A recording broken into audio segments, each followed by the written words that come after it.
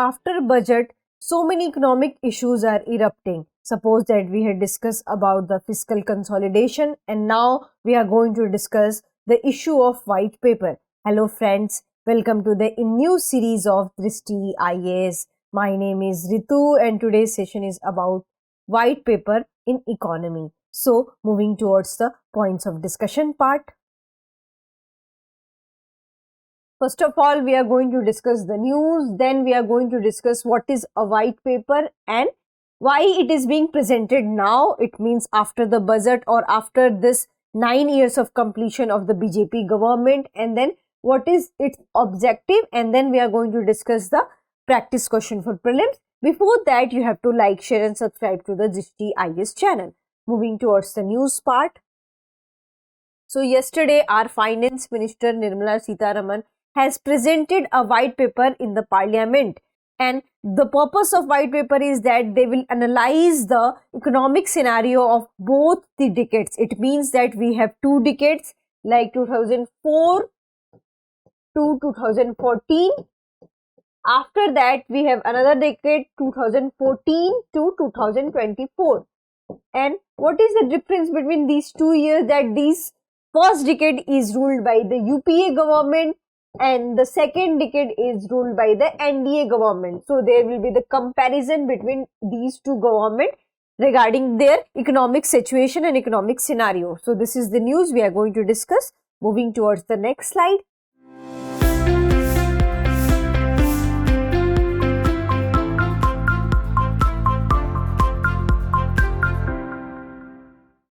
Next slide is about what is white paper. So white paper does not means that it is like significantly a piece of paper which is white in color. No, this is not. This is symbolically called as a white paper. So it is a typically a chart, or you can say a collection of data where two decades have been compared. So coming to the layperson's language, that what is the white paper? So it typically provides information about specific issue. So suppose that if government wants to raise issue on the black money or any economic issues or any other issues that is not related to even economy, so for that a white paper is issued, and for the significance of that particular topic, that what are the in-depth analysis related to that topic, the white paper is issued. So that's why this is called as a white paper, because that is telling the comparison between the two decades. One decade is ruled by the UPA government and another decade is ruled by the NDA government. So that's why the white paper is being issued. Then it is as I already had told you, that it is presented for the comparison between the two decades, and first decade is ruled by the UPA, and UPA in majority was the Congress, and in NDA the majority was the current political party, which is the BJP. So this is a simple definition of the white paper. Coming to the next one, that why is it being presented now? So many experts, and in social media also and in mainstream media also, we are discussing that why it is presented now. It should be presented earlier, like before 10 years when the NDA government has started their rule. But according to Finance Minister Nirmala Sitharaman, she has said that we had not presented white paper in the beginning of our rule because at that time economic scenario of the country was not good and so many things were in the back step. So we don't want to disturb our investors, and we don't want to start anything on a negative point. So that's why they had not presented white paper now. They had presented white paper after 10 years so that we can have a good in-depth analysis about the two governments and also how the government has been presented and what are the policies has been brought by the government of India to review our economic situation and to revive our economic situation. So that's why it has been presented now, and because they don't want to influence any kind of the investors, and also if you will show negativity about your economic scenario, it might hurt the global investor and also the domestic investor. So in order to protect the interest of investors and protect the interest of the common people, this time has been chosen. Now we are in a better economic condition, so that's why this is the apt time that you should decide that why this white paper has been presented now and how much we have progressed in last 10 years. So that's why it is being presented now. Moving to the another slide. So what are the objectives? So these are the 4 objectives which has been cited by the Finance Minister Nirmala Sitharaman. So the first objective says that of the nature and extent of governance, economic and fiscal crisis. So white paper presents the fiscal crisis and nature and what are the objectives of the government. So that entails these kind of the information and what NDA government has achieved in 2014 to 2024, and it also tells that when NDA government took the charge in 2014, at that time the country was suffering from lots of physical pressures. So it also tells that what are the physical challenges we have in 2014. The second information is that the policies and measures that NDA government took to restore the economy.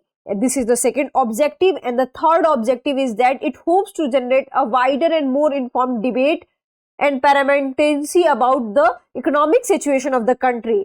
In a democracy, it's better to know about the economic scenario because we are elected by the people and it's very right of the people to know about their economic situation. So in order to tell the information about the economic scenario, and there must be debate and discussion on this white paper. So that's why they have brought this white paper now.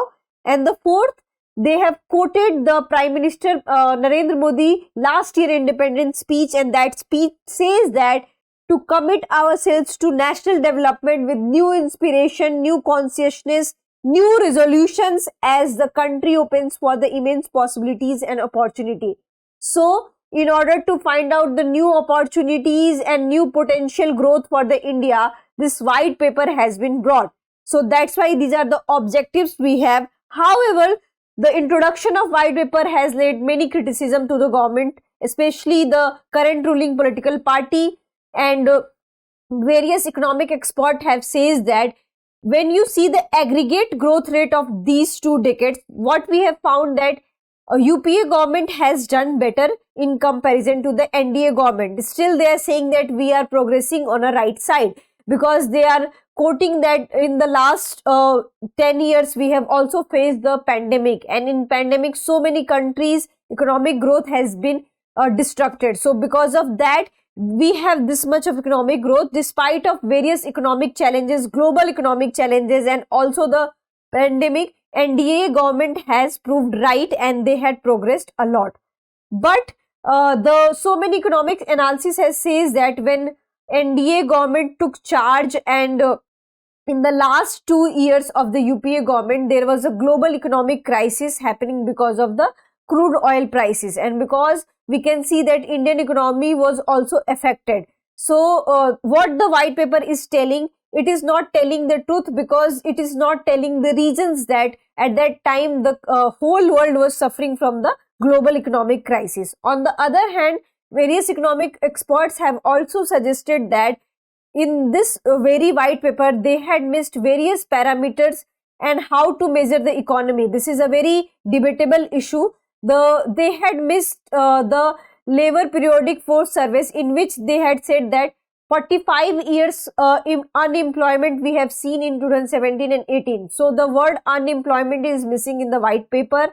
On the other hand, they had not highlighted various other challenges which India has faced in last 10 years, like poverty, the census issue, which this government is unable to conduct till the end of the 10th year, which is a regular exercise now.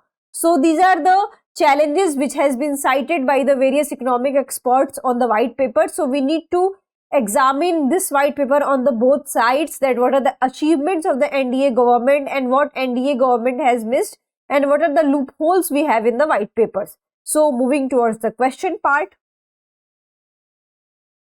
So the question is, which of the following ministries had prepared white paper? And the answer is very simple, and your options are Ministry of Corporate Affairs, Ministry of Finance, Ministry of Home Affairs, Ministry of Consumer Affairs.